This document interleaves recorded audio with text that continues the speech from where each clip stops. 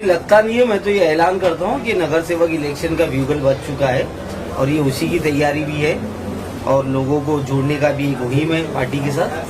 तो लोगों के बीच रहना है, लोगों का काम करना है और इलेक्शन लड़ना है।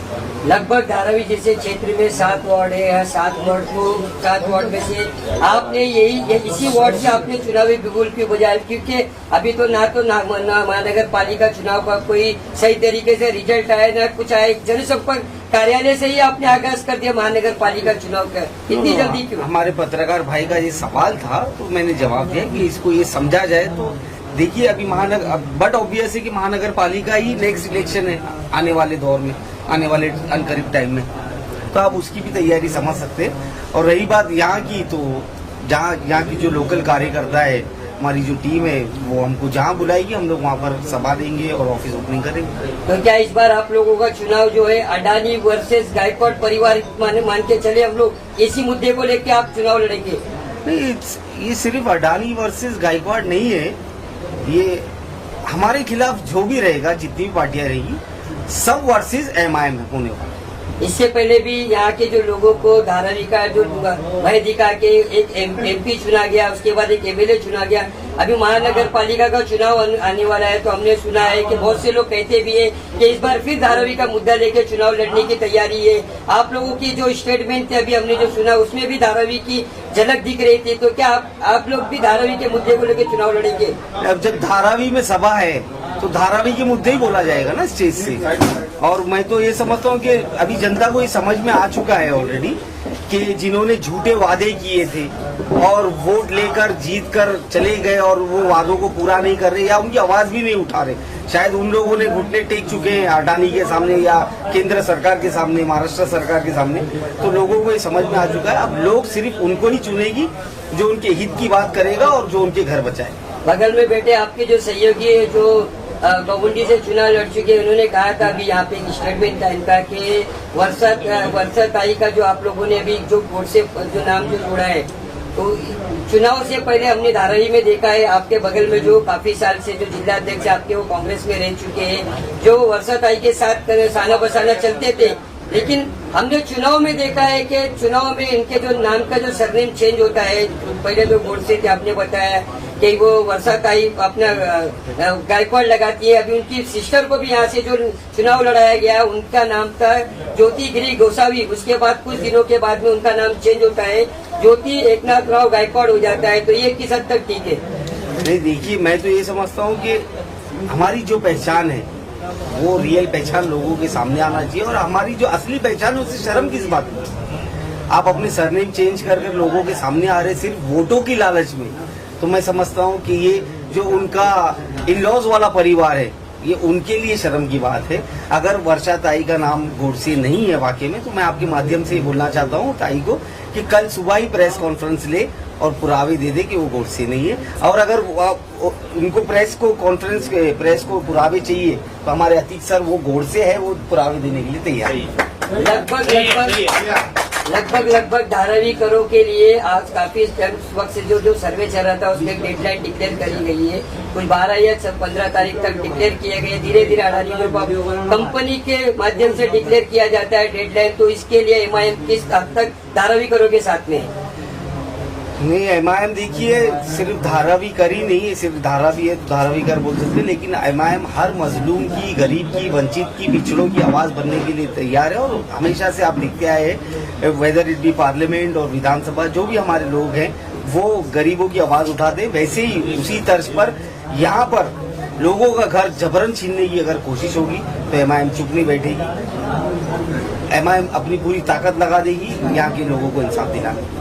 कांग्रेसी कार्यकर्ताओं को कुछ लोगों का स्टेटमेंट है कि जिस हद तक जो अभी 12 लोगों को जो 22 बरी किया गया था, उसके बाद जो वर्षा ताई का स्टेटमेंट आता है, राज्य सरकार सुप्रीम कोर्ट जाती है, स्टे ले लेती है। उनका कहना है कि कार्यकर्ताओं का कि ताई को बेमतलब का फंसाया जा रहा है, ताई के कोई ऐसे स्टेटमेंट नहीं है, ताई को गुमराह किया जा रहा है। और भी बहुत से लोगों ने स्टेटमेंट दिया, उस पर ध्यान न देते हुए सिर्फ ताई को ही टारगेट किया जा रहा है। इस बात पे आप खुलासा कीजिए।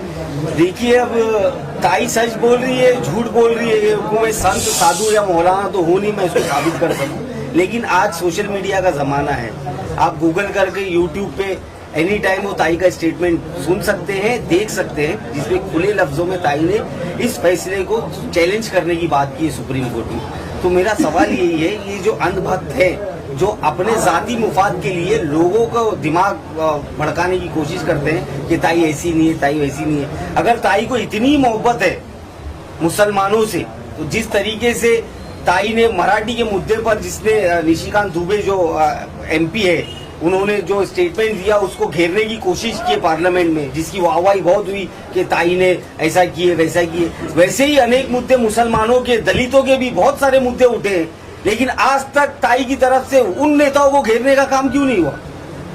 तो ये मतलब हमारे मुसलमान बेचारे जो है लाचार है, इनकी लाचारी का फायदा उठाकर आज तक ये लोग कुर्सी पर बैठे हैं। लेकिन अब मुसलमान ने सोच लिया है कि ताई उर्फ गोडसे, वो खुद या उनके परिवार से कोई भी आदमी अब यहाँ से नहीं जीतेगा, यहाँ से सिर्फ वही जीतेगा जो उनके हक की बात करेगा। जिस तरीके से NIA का जो अभी यहाँ पे जो निर्णय आया है बॉम्ब मारेगा, बॉम्ब ब्लास्ट के, तो उसको किस नजरिए से MIM देखती है? देखिए, अब हम लोग वो लोग हैं जिन्होंने बाबरी मस्जिद का फैसला स्वीकार किया। बाबरी मस्जिद के फैसले से बड़ा हमारे लिए कोई फैसला ही नहीं था। ये तो हमको पता था ये आज नहीं कल होने वाला है। ये तो ठीक है, ये फॉर्मेलिटीज पूरी हुई है, लेकिन मैं आवाम से ये बोलना चाहता हूँ कि जाग जाइए। ये आज ना कोर्ट बचा है, ना सरकार बची है, ना सरकारी इदारे बचे हुए जो हमारा हक कर सके, हमें इंसाफ दिला सके। तो हम लोगों को खुद ही जागना पड़ेगा, हम लोगों को हमारी क़यादत खड़ी करनी पड़ेगी। हम लोगों को वैसे बंदे चुनकर हमारी पार्टी से, जहां कानून बनाए जाते हैं, जहां इसका सपोर्ट किया जाता है या विरोध किया जाता है, वहां उन लोगों को भेजने की जरूरत है। तो मैं अवाम से यही रिक्वेस्ट करता हूं कि आज तक हमने बहुत ही सेक्युलरिज्म के नाम पर बोलो या झूठे वादों के नाम पर बोलो इन लोगों को जिताया है, बट अब इट्स हाई टाइम हम लोगों को हमारी क़यादत खड़ी करने की जरूरत है। पूरे मुंबई में कितने नगर सेवक उतारोगे आप?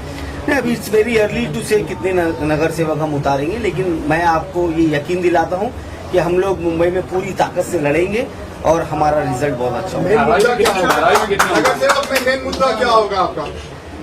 धारावी की बात कर रहे हो कि ओवरऑल? पूरे मुंबई में तो सिविक एमेनिटीज इलेक्शन है, ये बेसिक सिविक एमेनिटीज जो एक आम नागरिक को मिलना चाहिए, चाहे वो अच्छी सड़क हो, रास्ते हो, गटर हो, स्ट्रीट लाइट्स हो, BMC की स्कूल्स हो, हॉस्पिटल्स हो, जो आज भी 2025 में आजादी के 75 साल भी आज यहाँ की जनता इन सब बेसिक चीजों से नदारद है। आज बोलने को बहुत अच्छा लगता है we are heading towards 5 trillion economy, लेकिन वो 5 ट्रिलियन इकोनॉमी को सड़कों पे जब घुमाएंगे हम, तो आज वो हकीकत सामने आ जाएगी। तो ये सारे मुद्दे हैं, ऐसे अनेक मुद्दे, और स्पेशली धारावी में बैठा हूँ तो धारावी का मुद्दा हमारा ये जो DRP जो धारावी रीडेवलपमेंट प्रोजेक्ट है, इसके खिलाफ हम लोग लड़ाई लड़ेंगे। जैसे उद्धव ठाकरे, राज ठाकरे एक साथ आए तो नगर सेवक इलेक्शन में आप लोगों को कितना फर्क पड़ेगा? नहीं, सबसे पहले तो मेरी शुभकामना है कि दोनों भाई एक साथ आ जाए। एक भले राजनीति से ही उसके जरिए अगर दो भाई दो परिवार एकजुट होते तो मेरी उनको बहुत शुभकामनाएं। और फर्क हम लोगों को किसी से नहीं पड़ने वाला है, फर्क जिसको पड़ना है उनकी नींद उड़ चुकी है। हमारी शुभकामना है कि जो भी परिवार टूटे हुए राजनीति में वो सारे जुड़ जाए। हम लोग हमारे मुद्दों को लेकर आगे बढ़ेंगे और हम लोग इलेक्शन लड़ेंगे। कितनी सीट निकालने की उम्मीद रखते हो आप? अब कितनी सीट लड़ाएंगे आपने पहले पूछे, आप निकालने की, जब लड़ाएंगे ही मैंने आपको क्लियर नहीं बोला तो निकालने की बात कैसे कर सकता हूँ? इलेक्शंस आने दो, जितने हम लड़ाएंगे उस हिसाब से आपको मैं यकीन दिलाता हूँ कि हमारा स्ट्राइक रेट अच्छा रखने के लिए हम लोग वो कैलकुलेशन करके इलेक्शन लड़ेंगे। हम लोग ऐसे ही अनशन कोई भी सीटों पे इलेक्शन नहीं लड़ेंगे। हम लोगों को हमारे लोगों को जिताना है, पार्टी को मजबूत करना है, और हम ये कॉर्पोरेशन इलेक्शन जीतने के लिए लड़ रहे हैं और हम पूरी ताकत लगा रहे हैं। धारावी में कितनी सीट लड़ाएंगे? धारावी में सारी सीटें लड़ाएंगे। अगर हमारे डिस्ट्रिक्ट प्रेसिडेंट बोलते हैं कि सारी सीटों में पोटेंशियल है तो हम जरूर जितने भी 7-8 जो भी सीट लड़ेंगे इंशाल्लाह। कांग्रेस हमेशा ने क्या MIM पे विरोध लगाती है कि वो बीजेपी की बी टीम है, इस बारे में कुछ खुलासा करिए ना। इस बारे में खुलासा करना मैं समझता हूं कि मेरा वक्त जाया करने के बराबर है, क्योंकि बी टीम कौन है कौन है। आज आप न्यूज चालू करो, आज आप न्यूज चैनल अगर चालू करेंगे तो आपको मैं डेफिनेटली बोलता हूँ वो न्यूज के पूरे एपिसोड में एक खबर तो ऐसी मिलेगी कि कांग्रेस का फलाना गांव का फलाना नेता आज बीजेपी में प्रवेश कर रहा है। तो इस साबित हो गया है कि असल बी टीम कौन है। और बी टीम और ये सब टीम की बात करने वाले खुद सत्ता की लालच में शिवसेना के साथ जाकर बैठ गए थे, जिन्होंने 2019 में भाजपा के साथ मिलकर इलेक्शन लिए और लोगों से वोट लिए थे। तो ये सारी बातों को अभी खुलासा करने का टाइम चला गया है। लोग जागरूक है, लोगों को समझना आ चुका है। मेरा आखिरी सवाल आपसे इम्पोर्टेंट सवाल है। लोग कहते हैं कि जो बातें हैं लोगों की समस्या है वो संसद भवन में रखता है और एमएलए विधान भवन में आवाज रखता है, लेकिन धारावी के विषय पे 2 सांसद है, 1 एमएलए है। अब लोग कहते हैं कि हमारा नगर सेवक जब चुन के आएगा तो वो धारावी के प्रोजेक्ट को रुकाएगा। एक नहीं 2 सांसद जब धारावी के प्रोजेक्ट में कुछ फेरबदल नहीं करवा सक रहा है, लोगों के सर्वे हो रहे हैं, तो एक नगर सेवक कैसे यहाँ पे लोगों के सर्वे रुकवाएगा, अडानी ग्रुप ऑफ कंपनी से लोगों को बचाएगा?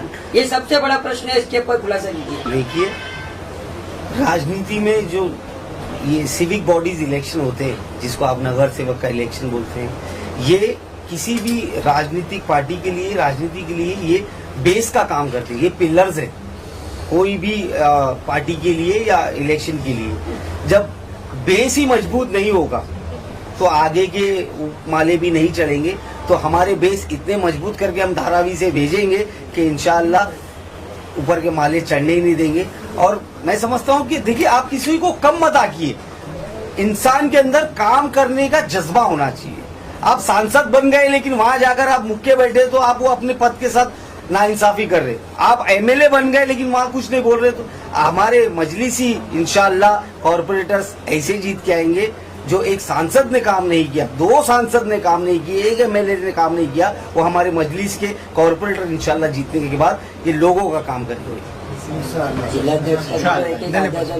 कोई नहीं, बस मुंबई अध्यक्ष बोलते बस हो गया। कुछ आपके जनसंपर्क कार्यालय का उद्घाटन हुआ, कुछ तो बोलना पड़ेगा आपको। ये कमान मिलती है आपको अगर लड़ने की आप लड़ने तैयार है। जिस क्षेत्र में आपने जनसंपर्क कार्यालय का उद्घाटन किया है, आपने यहाँ से आगाज किया है कि शिवसेना सिंधेगढ़ के जो पहले अभी यहाँ के जो हाल फिलहाल जो कैंडिडेट जो यहाँ सिंधेगढ़ में गए उनको यहाँ से आपने ललकारा है। तो क्या लग रहा है आपको, आप आने वाले महानगर पालिका के चुनाव में उनको चुनौती दे पाएंगे?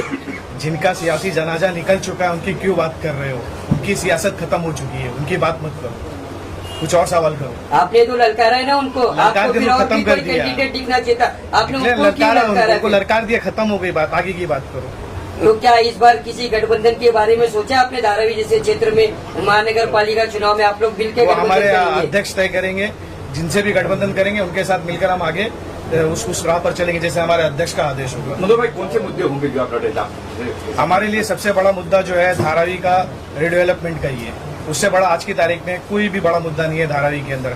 गटर नाली ये सब तो आम बात है, लेकिन हमारे लिए धारावी के लोगों को धारावी में घर मिलना चाहिए, हमारे लिए सबसे बड़ा मुद्दा है। जैसे मेरे भाई ने कहा कि सांसद है, एमएलए है, वो कुछ नहीं कर पा रहे, वो अपनी आवाज नहीं कर पा रहे। एक नगर सेवक वो वक्त बताएगा ना, क्योंकि उनको अपनी राजनीतिक रोटी सीखना है। अगर वो डेवलपमेंट करना चाहते तो 2004 जब 4 से लेकर 14 तक उनकी सरकार थी तब वो डेवलपमेंट कर सकते थे। उनको डेवलपमेंट करना नहीं है, उनको सिर्फ क्या राजनीति करना है। पहले डीआरपी लाए, ख्वाब दिखाए, पाइपलाइन वालों को यहाँ वहाँ भेजे और राजनीति की डर का।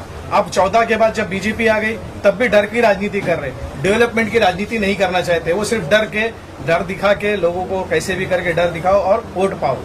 पिछले 40 साल से लगातार यही चल रही है। हम लोगों को ये डर की राजनीति खत्म करना है, काम की राजनीति करना है, काम के बेस पे वोट मांगना है। सभाएं खत्म हो चुकी, जनसंपर्क कार्यालय का उद्घाटन शुरू हो गया, तो पहले क्या सोच आपने रखा है कि यहाँ से एक शुरुआत, ये आपके जनसंपर्क कार्यालय से पहले क्या शुरुआत होने वाली आपकी? इमरान भाई, शायद ये मेरा पहला जनसंपर्क कार्यालय तो है नहीं, बराबर है ना। ये पीछे गली में थी, कंटिन्यू 7-8 साल से काम चल रहा था हम लोगों का।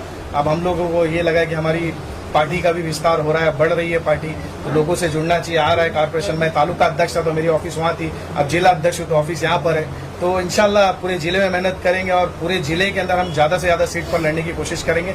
मैंने पूरा जो है पिछले 5 साल से हम लोग कॉर्पोरेशन चुनाव का इंतजार कर रहे हैं। एमएलए चुनाव जब हुआ यहाँ पर पिछली बार जब पिछली बार एमएलए चुनाव हुआ तो तब से लेकर आज 7 साल होने के हम कंटिन्यू कारपोरेशन की तैयारी कर रहे हैं। हम एमपी एमएलए की तैयारी नहीं कर रहे, हम सिर्फ और सिर्फ कारपोरेशन की तैयारी कर रहे हैं। और इंशाल्लाह मैंने जो हमारी टीम ने जो तैयारी की है पूरी 11 से जिले के अंदर, वो जिले पे पूरी हम उनको सौंपेंगे पूरी फाइल उनको, और उसके हिसाब से आगे पूरे 11 वार्ड में लड़ने की तैयारी है हमारी, बाकी जो पार्टी का आदेश होगा इंशाल्लाह। आप क्या कहेंगे गोवंडी से कुछ क्या गोवंडी का होने कुछ लड़ने वाले कितने लोग खड़े, गोवंडी में कितने लोग खड़े होने वाले कुछ प्लान किया आपने? गोवंडी में क्या मुंबई गोवंडी की आज मैसेज दीजिए आप, ये धारावी में आए ना। मुंबई अध्यक्ष ने दे दिया मैसेज गोवंडी में, पूरी मुंबई में कितना लड़ रहे तो अगर मैसेज देना चाहते तो आप धारावी पे आए तो उसका कुछ मैसेज दीजिए।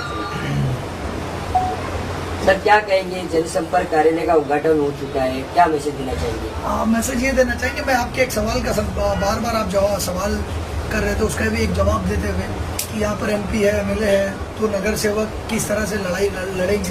यहाँ पर एमपी और एमएलए ने सिर्फ सौदेबाजी की, वो यहाँ पर लोकली रहते नहीं है, लोकल यहाँ के रेसिडेंट नहीं है, उनके अपने यहाँ पर बिजनेस नहीं है, वो यहाँ के लोगों के झोपड़ों को बेचकर बिजनेसों को बेचकर बड़े बड़े जगह पर रह रहे हैं। हमारे यहाँ से जो भी ऑल इंडिया मजलिस इत्तेहादुल मुस्लिमीन का कार्यकर्ता जीत कर आएगा वो लोकल यहाँ से जीत कर आने वाला है और उसको अपने घर बचाने की लड़ाई लड़नी पड़ेगी। जब अपने घर की और अपने वजूद की लड़ाई होती है तो आदमी पूरी ईमानदारी से लड़ता है और पूरी ईमानदारी से हम लड़ेंगे। और आप देखेंगे कि जो काम एमपी एमएलए नहीं कर पाए, जो पैसों पर बिक गए, वो मजलिस के कॉरपोरेटर्स करेंगे। और एमआईएम के लोगों, यहाँ के धारावी के लोगों को मैं एक मैसेज ये देना चाहूँगा कि वर्षाताई गोडसे और दूसरे जो हजरत इब्लीस के चेले हैं वो आपके पास आएंगे और आपको बहकाने की कोशिश करेंगे, सो कॉल्ड सेक्युलर पार्टियों का नाम लेंगे, लेकिन आपने उन्हें 12 इलेक्शन में वोट दिया है, चाहे वो लोकसभा का इलेक्शन हो, विधानसभा का हो या कॉरपोरेशन इलेक्शन हो। हर इलेक्शन को जीतने के बाद इन लोगों ने आपको ठगा है, धोखा दिया है। तो आने वाले वक्त में आपकी अपनी सिर्फ जमात, अपनी पार्टी ऑल इंडिया मजलिस इत्तेहादुल मुस्लिमीन है। आप पैसे कोई दे रहा है तो उससे ले लीजिए, लेकिन वोट सिर्फ और सिर्फ मजलिस को दीजिए, मजलिस को कामयाब कीजिए। मजलिस ही आपकी फलाह के लिए काम कर सकती है। Thank you.